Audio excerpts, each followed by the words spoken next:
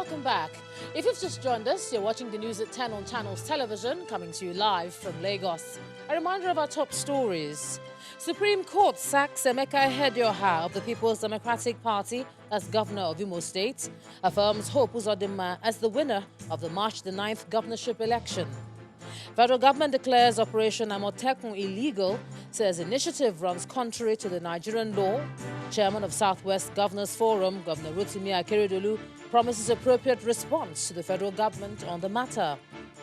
All Progressives Congress in Ogun State receives prominent members of some opposition political parties to its fold as Governor Dapo Abiodun cautions against division in the ruling party.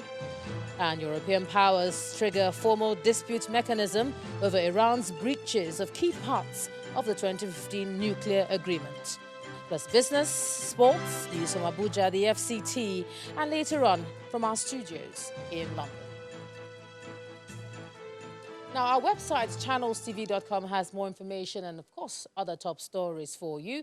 So subscribe and watch Channels Television's live stream on YouTube and other social media platforms using your mobile device browser, or you can download the Channels TV app for Android and iOS devices from their respective stores.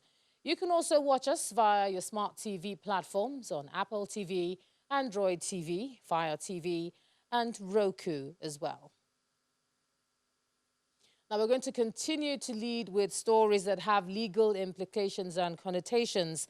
And the federal government has declared Operation Amotekun, the regional security initiative of states in the Southwest, as illegal.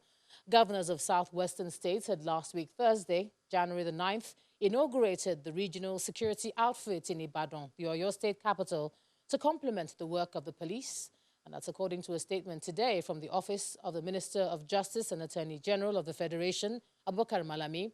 The setting up of that outfit runs contrary to the provisions of Nigerian law.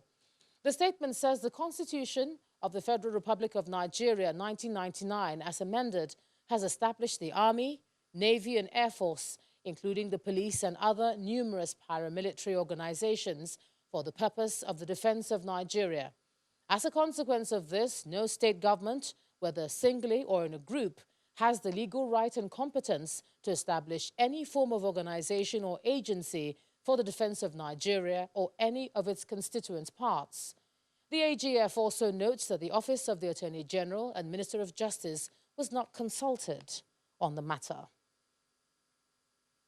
Meanwhile, reactions are already trailing the federal government's position on the Southwest security outfit codenamed Amotekun.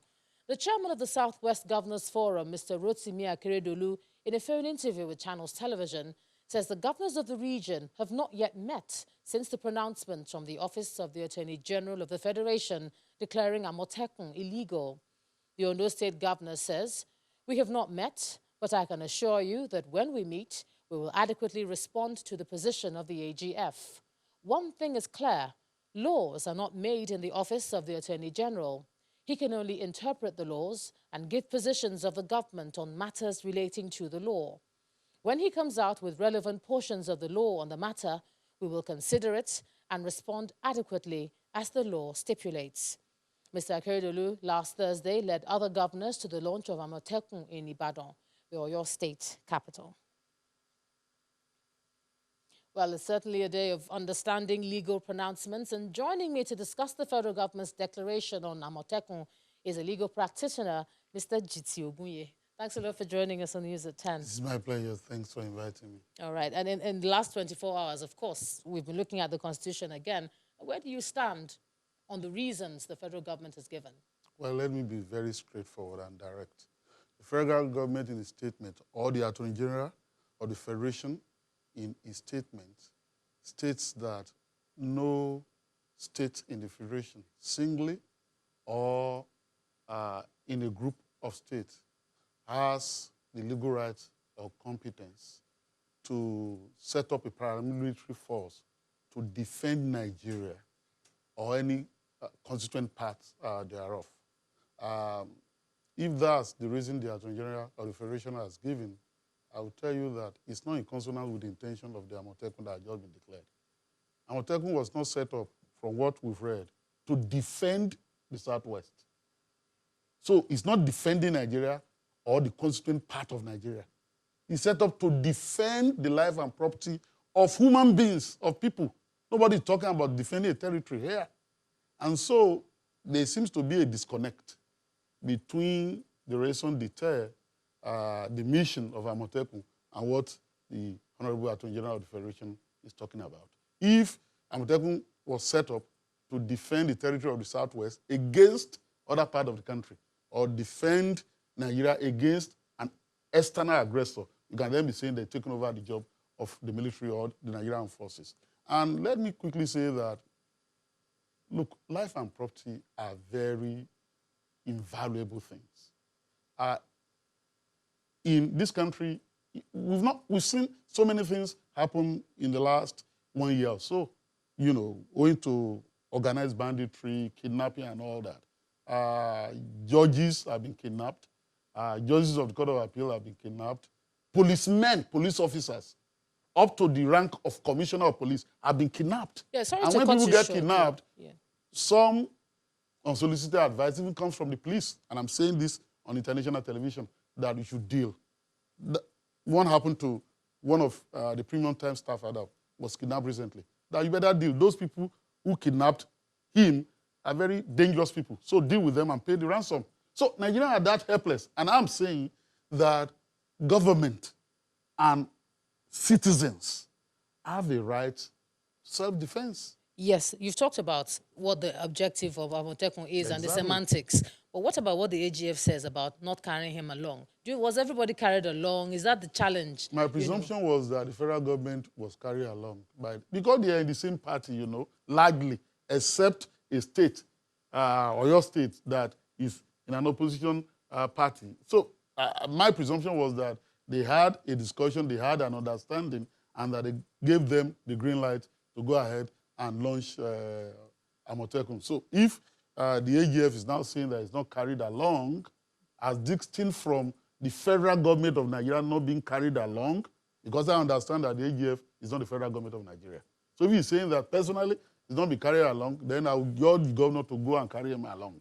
Because life is very important. I'm telling you, you know, it's not a funny thing. So, but if this is all about fear, I would say that once again, the Nigerian government has missed an opportunity to experiment the idea of having a federalized policing in the country, whereby you have a regional arrangement that can help. By the way, those who are saying that this thing is inimical to Nigeria, you don't need to have state police and all that. The Egba Unity Government, Egba Union Government, set up a police force, Egba Police, in 1905. And from that, you then started having a Gado Police, or your police, native authority police forces all over Nigeria, until 1970. So for 65 years, this existed in this country. Many people didn't know this. So the police force that we have now, this current arrangement, has not even lasted for 65 years. So I think that we should think outside the box and re-engineer the security arrangement in Nigeria for the protection of lives and property. Because, again, as we often say, the security and welfare of the people is the primary purpose of government. So says Section 14(2)(b) of the Constitution. All right, put by the legal practitioner there, Mr. Jiti Ogunye. Thanks for sharing those thoughts with us on the news at 10 tonight. Thank you. Now let's cross over to Abuja. Here's Makwe Ogun Yusuf. Makwe? Certainly moving away from legal matters to matters that could be dealing with human rights. Another Nigerian lady, Gloria Bright, has been rescued from Lebanon, where she was working as a house help. The mother of two, who left the shores of Nigeria in October 2019 through a travel agency, has signed up to a 2-year work agreement in Lebanon. Contrary to an agreement to be engaged to teach English language, on arrival, she was turned to a house help and also not paid. To politics, the All Progressives Congress in Ogun State has received into its fold 14 leaders and thousands of their supporters from the 20 local government areas of the state.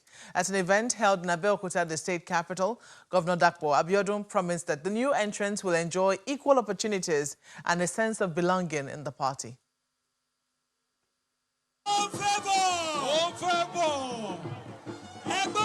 The arrival of the Ogun State Governor and the APC leadership signals the commencement of the rally to formally welcome defectors from the People's Democratic Party, the PDP, and the African Democratic Congress, the ADC, into the All Progressives Congress.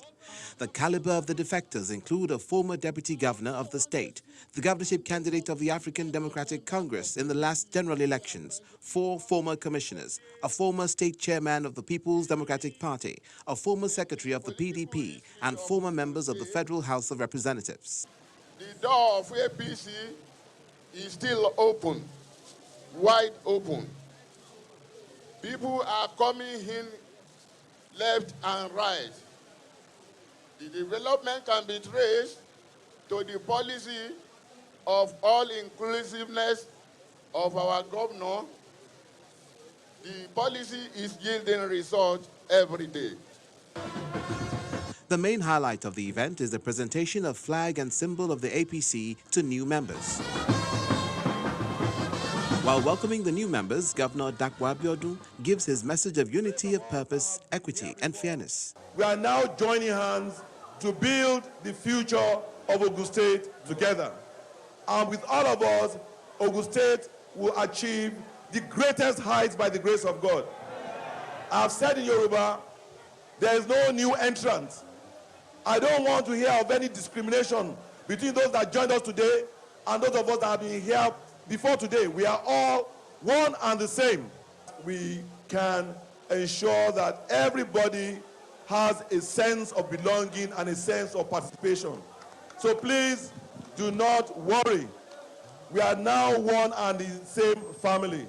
And a representative of the defectors speaks on their mission in the party. I'm requesting all of us to go back to our wards, beginning from today, and start relating with them. The governor, I want to assure you that we shall come into APC with our mantra and our values of integrity, our values of hard work, our values of resilience, and our values of shared prosperity. The APC is hoping that the new entrants will not just increase its numerical strength, but ensure that the party remains united and popular in the state. Federal lawmakers in the House of Representatives have asked the Nigerian Electricity Regulatory Commission to suspend the planned increase in electricity tariff. The Chairman House Committee on Power, Aliyu Magaji, gave the directive during a meeting with the Minister of Power and the Commission. Members of the committee questioned the rationale behind the increase when the House had already passed a bill that criminalizes estimated billing. The NERC had earlier announced that the increase will take effect from the 1st of April. When the news at 10 returns, the Turkish government pledges to expand its trade relations with Nigeria and other West African countries to sign all pending agreements in this regard. That's on business news. Plus, European powers trigger formal dispute mechanism over Iran's breaches of key parts of the 2015 nuclear agreement. And more from our London bureau in and around the world in 5. Do join us again.